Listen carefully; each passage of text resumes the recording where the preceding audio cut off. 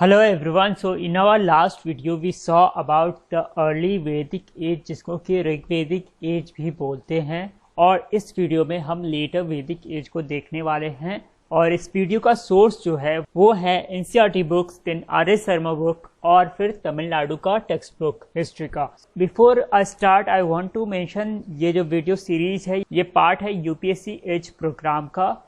सो अगर आप उसमें इनरोल करना चाहते हैं तो आप मुझे कांटेक्ट कर सकते हैं थ्रू व्हाट्सएप या फिर थ्रू डायरेक्ट कॉल ऑन 7764869624। इसमें आपको क्वालिटी एमसीक्यूज के through NCERT class 6 to 12 cover होता है। जैसा कि आपको यहाँ पे दिख रहा होगा कि ये क्लास 6 का एनसीईआरटी है और ये क्लास 7 का है। इसी तरह यहाँ पे आप देख सकते हैं कि क्लास 8 वगैरह सबका यहाँ बनाया हुआ है क्विज। एमसीक्यू का पीडीएफ तो आपको मिलेगा ही साथ आपको एक क्विजिंग प्लेटफॉर्म है जहाँ पे आप उसको प्रैक्टिस कर सकते हैं। यहाँ पे आप देख सकते हैं ये एनसीईआरटी क्लास 6, 7, 8 यहाँ पे दिया हुआ है। उसके अलावा क्या मिलेगा आपको? Quality MCQs from standard text, जैसे कि लक्ष्मीकांत हो गया या बिपिन चंद्रा हो गया या दूसरे कोई स्टैंडर्ड सोर्स हो गए जैसे जीसी लियोंग वगैरह। उसके अलावा करंट अफेयर्स के लिए आपको एमसीक्यूज मिलेंगे द हिंदू से, पीआईबी से और इकोनॉमिक सर्वे, बजट और इंडिया ईयर बुक से। इसके थ्रू आपका करंट अफेयर्स कॉम्प्रिहेंसिवली कवर होगा। इस पर कुछ वीडियोज़ भी बनाए जाएंगे और कुछ पीडीएफ्स आपको मिलेगा। उसके बाद सबसे ज़्यादा ज़रूरी जो है वो है एक्स्ट्रा एज, जो कि आपको देगा insight into the changing pattern of UPSC and some of the sources which are not well known. ठीक है, वो आपको बताया जाएगा। पांचवा है टेस्टिंग एंड लर्निंग प्लेटफॉर्म आपको शेयर होगा, जो कि आप यहाँ पे देख सकते हैं। यहाँ पे आप टेस्ट दे सकते हैं। उसके अलावा आप फ्लैश कार्ड से जल्दी टर्म्स जो है उसको याद कर सकते हैं। जो संस्कृत के टर्म्स होते हैं या फिर पर्शियन टर्म्स होते हैं, जो नेशनल पार्क्स होते हैं, जो कमेटी कमीशंस होते हैं, जो रिपोर्ट्स होते हैं, इन सब का फ्लैश कार्ड बना के आपको शेयर किया जाएगा। तो उसके थ्रू आप क्विक रिवीजन इसका कर सकते हैं। लास्टली वेरी अफोर्डेबल प्राइस, यानी कि ये सारा अवेलेबल है बहुत ही अफोर्डेबल प्राइस पे। So for that you will have to contact me on 7764869624। So आज हम लेटर वैदिक एज देखने वाले हैं। तो इसमें सबसे पहले हम देखेंगे ज्योग्राफिकल एक्सटेंट कहाँ था। सो अर्ली वैदिक एज में जो आर्यंस थे वो बसे थे सप्त सिंधु के एरिया में, ठीक है, यहाँ पे पंजाब के आसपास। सो लेटर वैदिक एज में क्या होगा, वो यहाँ पंजाब के आसपास के रीजन से, जो कि ऋग वैदिक एज का रीजन था, वहाँ से मूव ऑन कर जाएंगे कुरु पांचाल के रीजन में, यानी कि नॉर्दर्न गैंजेटिक प्लेन में। तो पहला पॉइंट वही बोलता है कि move from the Sapta Sindhu area to the Ganga Yamuna Doab region, यानी कि कुरु पंचाल एरिया में। ये मैंने अपने पिछले वीडियो में भी डिस्कस किया था। उसके बाद इस एरिया में जो ये मूव करेंगे उसमें बहुत इंपॉर्टेंट रोल प्ले करेगा डिस्कवरी ऑफ आयरन, यानी कि इसी एज में आयरन का डिस्कवरी होगा और आयरन का यूज़ करके जो है फॉरेस्ट का क्लियरेंस होगा, जिससे कि इस एरिया में ये मूव कर पाएंगे। और कई हिस्टोरियंस का ये मानना है कि सिर्फ आयरन से फॉरेस्ट क्लियर नहीं हुआ था, बल्कि फॉरेस्ट क्लियर फायर के थ्रू भी हुआ था, बिकॉज उस समय के जो बुक्स हैं उसमें फायर का बहुत ज़्यादा मेंशन है, फॉरेस्ट फायर का। उसके बाद है आयरन जो था इस समय डिस्कवर होगा, जिससे वेपन्स बनेंगे, एक्स बनेगा और प्लोइंग जो होगा वो डीपर हो जाएगा। प्लोइंग डीपर होने से फर्टिलिटी सॉइल की अच्छे से यूटिलाइज हो पाएंगी और फूड सरप्लस जो है वो ज़्यादा बढ़ेगा। तो आयरन को वैदिक पीरियड में श्यामा अयस या कृष्णा अयस बोलते हैं। उसके बाद इसी समय एरा ऑफ फिलोसोफर किंग्स आएगा, जिसको हम बाद में डिस्कस करेंगे। So in around 500 BC they spread further east to Kosala and Videha in north Bihar. So ये जानकारी हमें मिलती है सत्यपत ब्राह्मण से कि इस समय तक वो विदेह तक फैल चुके थे। और विदेह कहाँ है? विदेह है नदन बिहार में। उसके बाद लेटर वैदिक text gave 3 division of India. पहला था आर्यव्रता, दूसरा था मध्य देशा और तीसरा था दक्षिण पथा। तो ये तीनों क्या था समझ लेते हैं। आर्यव्रता था जो गंगा रिवर है उसके नॉर्थ का एरिया, मध्य देशा उसके नीचे का, और दक्षिण पथा जो है विंध्या माउंटेन जो था उसके नीचे के एरिया को बोलते थे। उसके बाद जो सोर्स ऑफ लेटर वैदिक एज है उसमें है सबसे इंपॉर्टेंट सामवेद है, यजुर्वेद है और अथर्ववेद है। सामवेद में ऋग्वेद के जो हिम्स हैं उनको म्यूजिकली सजाया गया है, जबकि यजुर्वेद में डिफरेंट रिचुअल्स जो हम परफॉर्म करते हैं ड्यूरिंग अ श्लोका वो बताया गया है। देन अथर्ववेद में charms and spells and to ward off evil, यानी कि वो बिलीव करते थे कि इविल फोर्सेस एग्जिस्ट करते हैं और वो हमको हार्म कर सकते हैं, तो उनको कैसे हटाएंगे वो सब अथर्ववेद में दिया गया है। साथ ही उसमें कुछ नॉन आर्यन प्रैक्टिसेस का भी मेंशन है। जो वैदिक लिटरेचर है उसको 4 भाग में बांटा जाता है, जो कि मैंने यहाँ पे टैबुलर फॉर्मेट में दिया हुआ है। पहला होता है संहिता, इसको बोलते हैं the collection of Vedic hymns. तो संहिता जो है बेसिकली 4 है, Rigvedic Samhita, then Samaveda, then Yajurveda and Atharvaveda Samhita. उसके बाद आता है ब्रह्मनाज। तो ब्रह्मनाज क्या होता है, ये प्रोज में लिखे जाते हैं और ये एक्सप्लेन करते हैं संहिता को। और इसमें सबसे फेमस जो बार बार नाम रिपीट होगा वो है शतपथ ब्राह्मण। तो आपको शतपथ ब्राह्मण पता होना चाहिए, ये इंपॉर्टेंट है, आगे जाके बहुत बार इसका नाम आने वाला है। फिर आता है आरण्यकाज, ये होता है interpretation of sacrifices in philosophical ways, यानी कि जो सैक्रिफाइसेस परफॉर्म होते हैं उनका फिलोसॉफिकल एक्सप्लेनेशन देता है। एंड लास्टली कम्स उपनिषद, जो कि हाईली फिलोसॉफिकल टेक्स्ट है। इसका कुछ इंपॉर्टेंट एग्जाम्पल है मुंडका उपनिषद, जहाँ से हमारा जो नेशनल एम्बलम है उसके नीचे जो लिखा होता है सत्यमेव जयते, वो लिया गया है। एक और एग्जाम्पल है कठोपनिषद, जिसमें यमा एंड नचिकेता का डायलॉग है डेथ के ऊपर। तो ये तो हमने हिस्ट्री देखा, जो टेक्स्ट हैं वैदिक टेक्स्ट वो देख लिया। अभी हम जो उस समय का मटेरियल कल्चर था या आर्कोलॉजी था उसको देखते हैं। So around 1000 BC iron appears in Dharwad district of Karnataka, और उसी के लगभग आसपास में नॉर्थ इंडिया में भी आयरन डिस्कवर हुआ है। सो agriculture became chief means of livelihood. अभी तक जो इकोनॉमी था वो मेनली पैस्चरल था, कैटल को एज अ वेल्थ मानते थे, लेकिन आयरन के डिस्कवरी के बाद जो है आप फील्ड को ज़्यादा डीपर फ्लो कर पाओगे और उससे एग्रीकल्चर जो है ज़्यादा अच्छे से आप कर पाओगे। तो ऐसे हम बोल सकते हैं कि agriculture now became the main stay of life for most later Vedic period people. Then later Vedic texts speak of 6, 8, 12 and even 24 oxen yoked to a plow. तो ये बेसिकली एक तरह का एक्सैगरेशन है, ऐसा नहीं था, लेकिन हाँ अच्छा कंडीशन था एग्रीकल्चर का। उसके बाद है कि सत्यपथ ब्राह्मण जो है उसमें मेंशन मिलता है एक रिचुअल का, जिसको फ्लोइंग रिचुअल बोलते हैं। तो मैंने पहले भी बोल दिया था कि सत्यपथ ब्राह्मण आपको याद होना चाहिए, इसका बार बार जिक्र आएगा आगे चल के। तो उसमें फ्लोइंग रिचुअल का मेंशन है, तो ये डायरेक्ट क्वेश्चन आपसे पूछ सकता है। उस समय हल जो है वो राजा लोग भी चलाते थे, जैसे कि आप स्टोरी जानते होंगे कि सीता जी का जो जन्म हुआ था जब जनक हल चलाए थे तभी हुआ था। और दूसरा जो बलराम है उनको हलदर भी बोलते हैं। Then rice, wheat and barley were produced and use of rice is recommended in Vedic rituals. आज भी हम जो रिचुअल्स फॉलो करते हैं उसमें राइस का बहुत ज़्यादा यूज़ होता है, जिसको हम अक्षत बोलते हैं ना। अब क्या होगा कि लेबर का स्पेशलाइजेशन शुरू हो जाएगा, क्योंकि एग्रीकल्चर आ चुका है और हमारे पास सरप्लस आ चुका है, तो अब लेबर स्पेशलाइजेशन का स्टार्टिंग होगा। तो स्मिथ्स यानी कि ब्लैक स्मिथ होता है, स्मेल्टर्स होते हैं यानी कि जो आयरन में काम करते हैं, वैसे प्रोफेशंस देखे जाते हैं। उसके बाद they were familiar with copper from very beginning. Weaving was confined to women and leather works, pottery, carpentry also progressed. Carpentry क्यों? क्योंकि हमको पता है कि वो चैरियट बनाते थे। उसके बाद बोलता है कि most distinct pottery of the period was painted grey ware. तो अगर ये क्वेश्चन आता है कि वैदिक एज में किस तरह का पॉटरी मिलता था, तो आंसर होगा painted grey ware. Then people lived in mud brick houses, burned brick was not used. यानी कि उनका जो कल्चर था वो एक तरह का रूरल कल्चर था और अभी तक अर्बन हुआ नहीं था, या हम बोल सकते हैं कि ये प्रोटो अर्बन कल्चर था। ठीक है, जो कि आपको बॉक्स में भी दिख रहा होगा। The term nagara has been mentioned. वेद में जो है नगर वर्ड का मेंशन है, but only faint beginning of town has happened till now. Hastinapur and Kaushambi दो ऐसे टाउन्स है जहाँ पे मड ब्रिक के आपको फोर्टिफिकेशंस वगैरह मिले हैं, जिससे ये पता चलता है कि वो प्रोटो अर्बन साइट्स थे। उसका some degree of trade and commerce were carried out. Material advancement took place during later Vedic period, but इतना नहीं था कि उसको हम कोई अर्बन सिविलाइजेशन से कंपेयर कर पाएँ।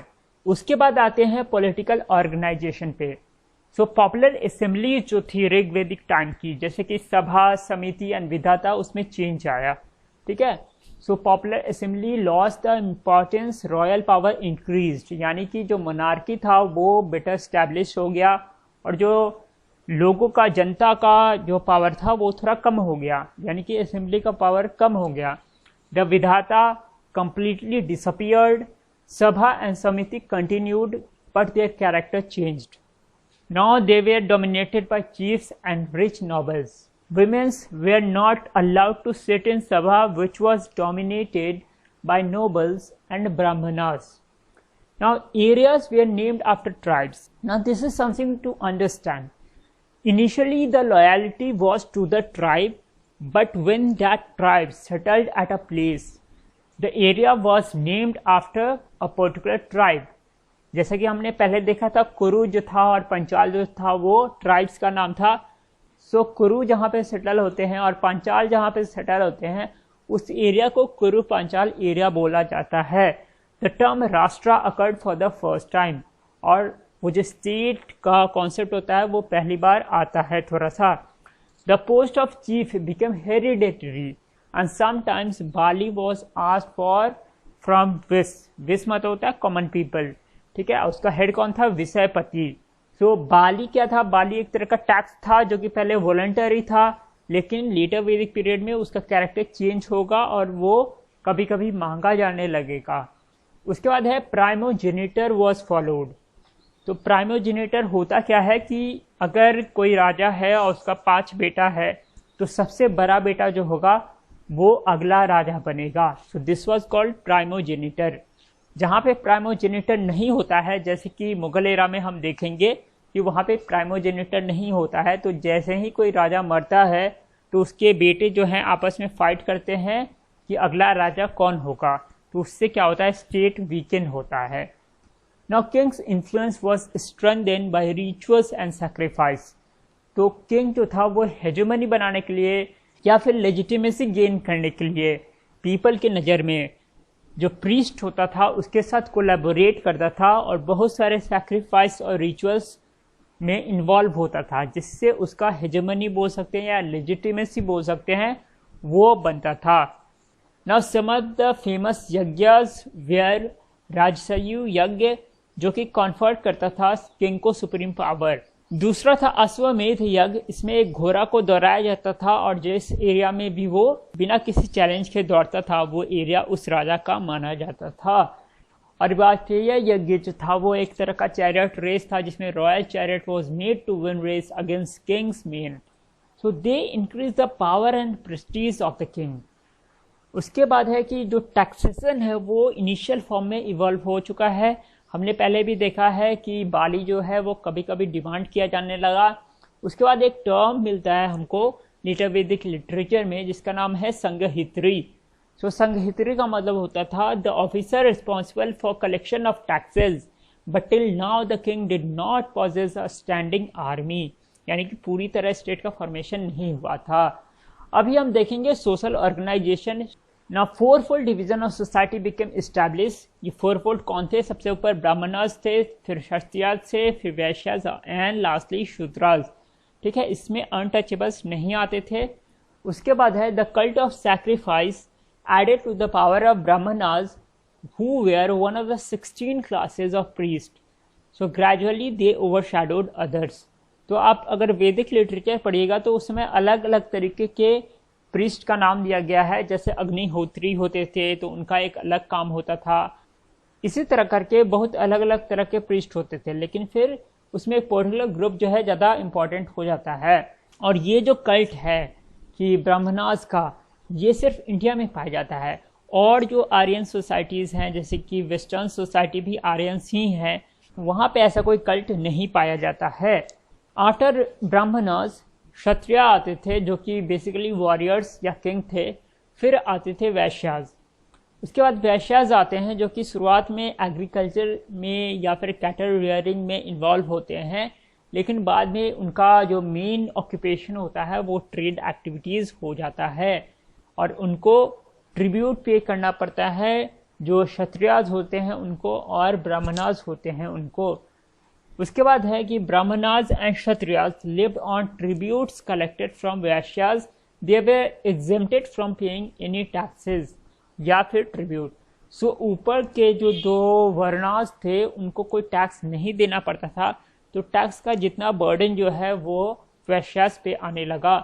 सो all the three upper varnas were entitled to upanayana ceremony, जबकि शूद्राज को ये अलाउड नहीं था।